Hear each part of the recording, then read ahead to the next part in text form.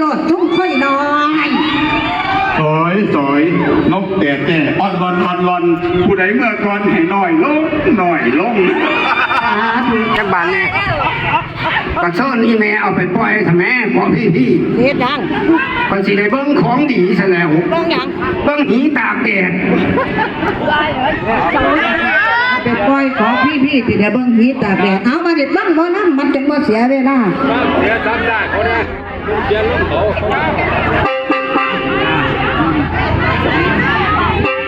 ล่ำได้อยู่พอจะว่าบ่แม่นก่อนของอาสาก่อนของบ่ล่ำสังเวียนบ่แม่นก่อนของอรสาเพราะว่าของอรสาข่อยบ่มีเวลาทวนบ่มีเวลาทองก็ล่ำจากของกับบ่แล้วบ่เอาเป็นนะถ้าขุนคนวายอย่างถ้าขุนคนวายมาจังไหนเนี่ยเอาฟังผู้เฒ่าก็ผู้พันธิจ้างอีกโอ้จ้าขอบคุณค่ะขอบคุณล่วงหน้าเลยที่จะจ้างมาอีกใหม่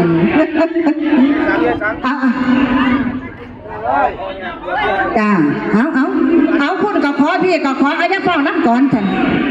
เอาอรสาเพิ่นฟังเด้อหังบ่แม่นก่อนอรสาดิเอาเป็นก่อนของหมอลำสังเวียนนี่ล่ะก่อนแม่ห้างเนาะผู้ใดก็มีแต่ว่าข่อยเป็นแม่ห้างมันเป็นจังไหนเป็นแม่ห้างตั้งเสียเบาโจฟังมาเลยฮะ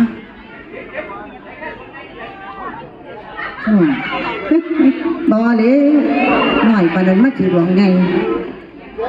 เพื่อนข่อยบ่ได้เอานะเดี๋ยวดวงนี้ว่าบ่ได้ติบ่แม่นหลวงบ่นำก่อนว่าบ่ได้ติวันตีแล้วมันจะนั่งรอแล้วแต่ด่าหาแก้มดอกน้ำเสียงน้อยนะว่าเสียว่าหีน้อย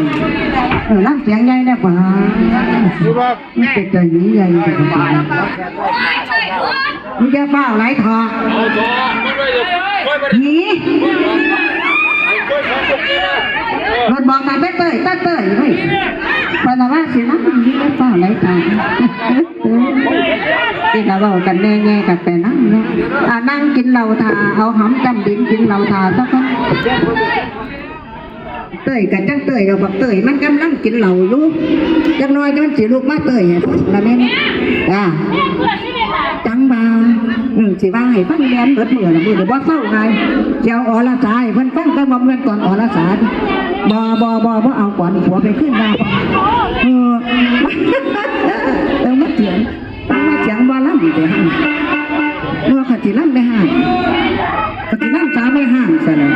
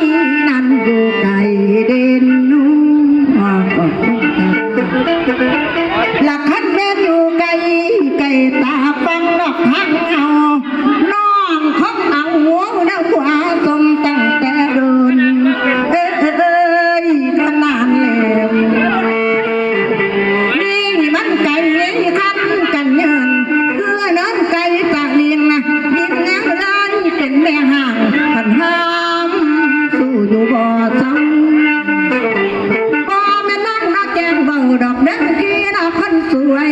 น้องมันสวยเด้อเกินหากบ่มีน้องผัวสอนตอนไปน้ำน้องสอง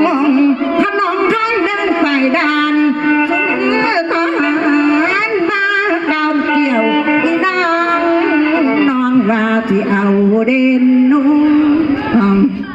หลักหักพ่อแม่ก็หักเป่า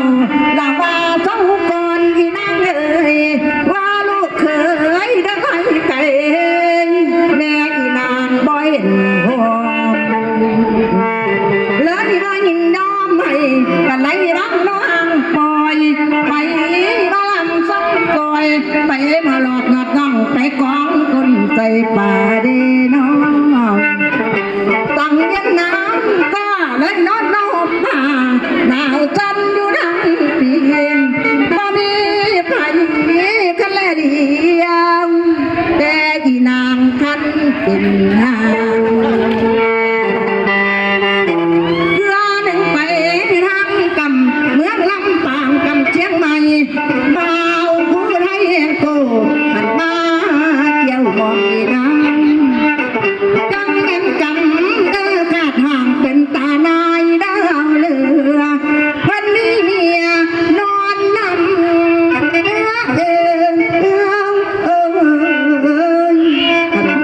ตำมัน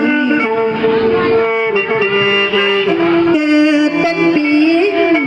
มีแต่แป้งห่างบ่มีผัวกันนั่งเพิ่นได้นั่งเพิ่นเหนื่อยเพราะปานแค่ดอกบานละบ่มีหน้าที่ยังละบังเพิ่นยังจนคนเอ่ยคนที่บ่สงขันหน้าดอมความมานางแน่นอนแล้วอดว่าหุยนางไว้ท่านไปเป็นลูกไผ่ยา